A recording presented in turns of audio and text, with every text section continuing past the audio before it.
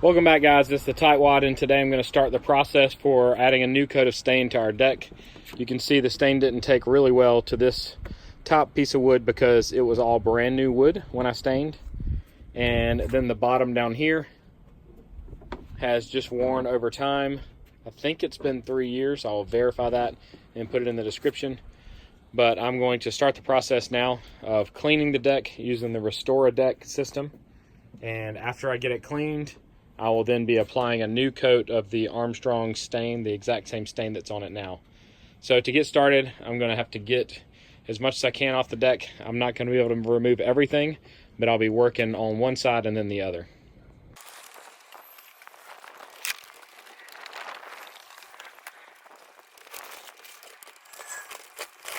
So you can now see I have half of the deck ready to clean. And I just push these over to this side.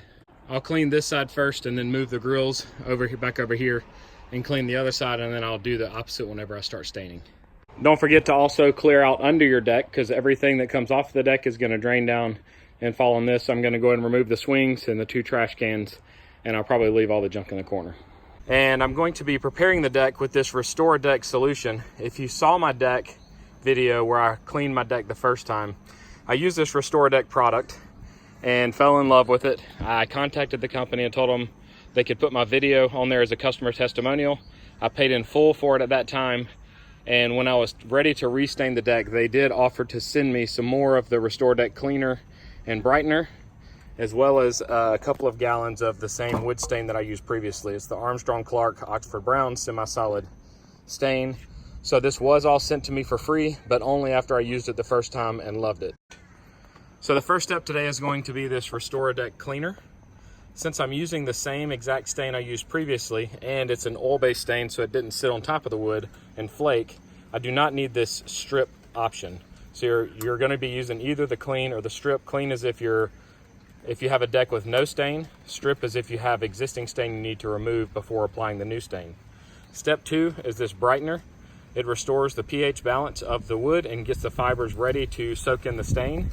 And then the third step is the stain. Restore a Deck does sell a stain, but since I previously used this Armstrong Clark, I'm going to go back with the same stuff again. After a few rain showers, I'm finally able to get started. I mixed the Restore a Deck Step 1, the cleaner, 2 gallons of water to 2 cups of Restore a Deck, and I'm going to spray this on the deck and let it sit for a little while.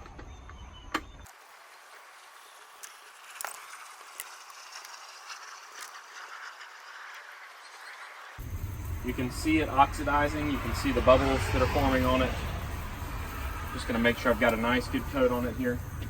So if I need to, the sun's starting to come out. If I need to, I can come back with the sprayer and spray a little bit more on, or mist it with the water hose. But I'm going to let this sit and soak for about 15 minutes to loosen up all the dirt and grime that's built up over the past 2 or 3 years. And then I'm going to take my scrub brush. I bought this 2-zone scrub brush. It has the normal side there, and then if I want to go a little bit harder, I can roll it up a little bit. Found this at Tractor Supply, but I'll also link one in my description for the video. And I have this telescoping pole made by Blue Hawk. Brand doesn't matter. I use it when I'm painting walls, so if I want to make it longer I can, but the normal 4-foot size is pretty good for my height for scrubbing. So I'm going to let this sit for a little while, and I'll come back in just about 10 more minutes. After 15 minutes, all these white bubbles that you can now see were starting to go away, and I sprayed a little bit more on the deck just to keep it wet so it wouldn't dry out. So I'm going to get started now, and I'll let you watch. In this step, I'm just taking my scrub brush and scrubbing across all of the boards of the deck, and you'll see that I get out the water hose occasionally and mist the deck just to keep it wet. The directions for Restore a Deck cleaner specifically say do not let it dry out. All right, with the whole surface scrubbed, I'm now going to start my pressure washer, and I'm going to rinse it off. Here I'm just trying to rinse off all of the loose stain and dirt that released whenever I used the scrub brush. And it was actually kind of hard to get off the deck because it splattered from one board to the next instead of going down in the cracks. So I went over it several times to make sure it was good and rinsed off. And then I went down below the deck where I had the tarps laying to spray them off as well so that nothing would stain permanently. So I repeated the same process on the other half of the deck with the cleaner, the scrub brush, and then the pressure washer.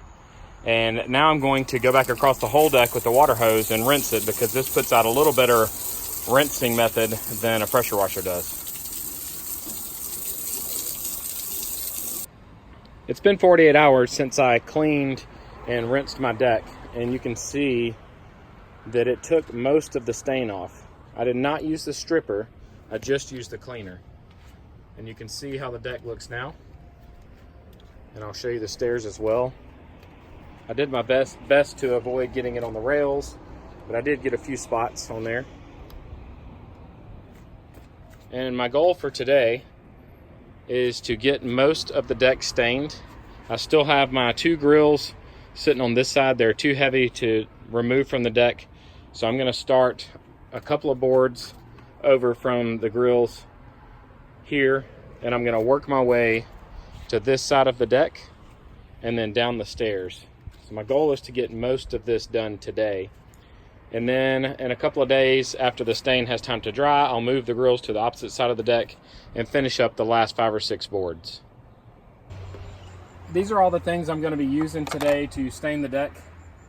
I'm going to be staining with the Armstrong Clark Oxford Brown semi-solid, which is the exact same stain that I used previously. I have my telescoping pole that I use for scrubbing the deck, and today I have an exterior stain pad on it. This one is made by Padco. It was sent to me by Restore Deck. They do have a stain brush, but I'm going to be using that whenever I stain my retaining wall. And I think this one worked pretty well on the deck last time, a pad similar to this, so I'll be using this one today. I also have this staining sponge in case I get in some tight areas and need to use it. I know I used these last time I stained the deck to get in some corners and crevices, and I don't have any refill pads for my angle, so I'm not going to be my angle pad, so I'm not going to be using it today. I have some plastic gloves to keep the stain off my hands. If I do get it on my hands though, I have some paint thinner. You can use paint thinner or mineral spirits. I have a stirring stick with stain. They shake it whenever it leaves the factory, and then you just stir it. So you shake paint, you stir stain is the motto. So I'll stir this up really well. And then I have a paint pan, nice and sturdy one. And then I also have a dust mask. I got to get the cartridges and put them on here. But this is rated for fumes so that I don't have to inhale the stain. And then safety glasses as well, because sometimes the fumes from the stain will burn your eyes. It affects some people and doesn't affect others, but I know it affected me last time, so I'm going to wear the goggles and the mask. My goal is to stain the bottom piece under the railings first, since I know it's going to be hard to get to with the larger stain pad. I'm also going to be staining the hand railing, and I'm going to do this all the way around the deck and all the way down the stairs before I start with the stain pad, because that part's going to go very quickly. I've stirred the stain, poured it in my pan, and I'm going to start with this stain pad in this corner. Stain pads are great, but they do soak up a lot of stain. You have to be careful not to squeeze them down against the wood, because it will cause runs and it will make a big mess. So here I'm just trying to get in all the nooks and crannies that I can't reach with the larger pad or brush.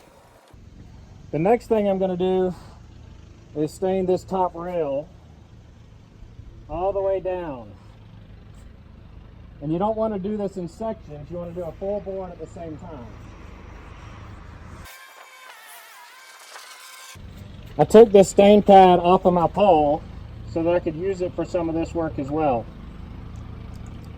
So I'm dipping it in the stain, and I'm going to run it down the length of this top rail.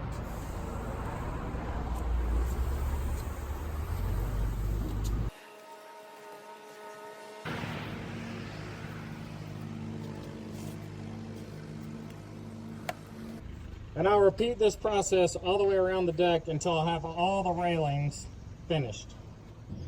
I decided to go with the stain brush instead of the stain pad so that it'll get down inside the grooves between each board easier, and I won't have to bring a paintbrush out here to get into those grooves. So this is a deck staining brush. It's from the Restore Deck company. It's got nice, long, soft bristles, and there's a ton of them. You can see there's not a whole lot of gaps like a scrub brush would have. So I'm gonna be using this for the first time today. I'm gonna dip it in my stain, and then I'm gonna apply it from one end of the board to the other.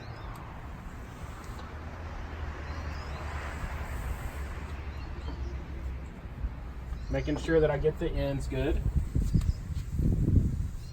And with the width of this stain brush, I can easily get 2 boards at a time. And I'm trying to avoid getting it on the other board just to the left of these, because I don't want any lap marks when I finish the staining after this side dries.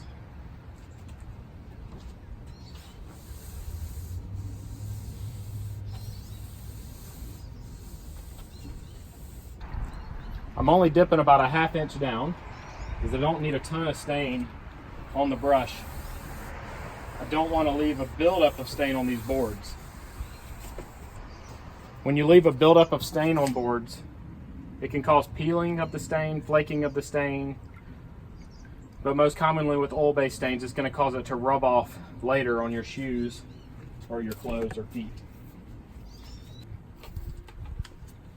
So in just that short amount of time, I was able to get 2 of my boards stained. So I'm going to come back to the next row here.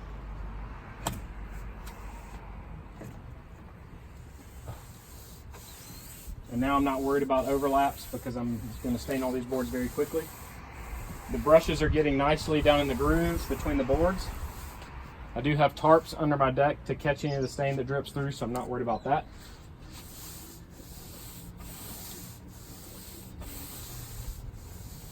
And the brush actually feels really good. It's nice and flexible. And it lets you apply the stain much faster than a stain pad. I continued using this same method to finish the top level of the deck, and then started working my way down the stairs. And I was able to get it all finished in about an hour to an hour and a half. You definitely need to make sure that you have a few days without any predicted rain in the forecast, so that the stain has time to completely dry before it gets rained on, because rain can cause spots in the stain. Here's a look at what I got finished today. It appears to be blending really well with the existing stain. You can see the difference of the stained versus not stained. It's still wet, so I'm not going to walk on it. You can still see in the knots where they're a little bit shiny, where the stain hasn't completely soaked in. But it'll continue to soak in overnight. I finished getting the deck completely stained about 2 days after I did the first side. I'm really happy with how the finished product looks. Everything blended very well with the existing stain on all of the vertical pieces. So I'm hoping this stain's going to look nice for another 2 or 3 years, and it will most likely be time to start replacing the deck boards at that time. I hope you found this video helpful. If you did, give me a thumbs up and subscribe to my channel. Post any questions you have in the comment section below. Click some of the videos on the screen now, and they'll open right up on your device. Follow us on YouTube and Facebook if you want to get some more between the videos updates. I hope you guys have a great day.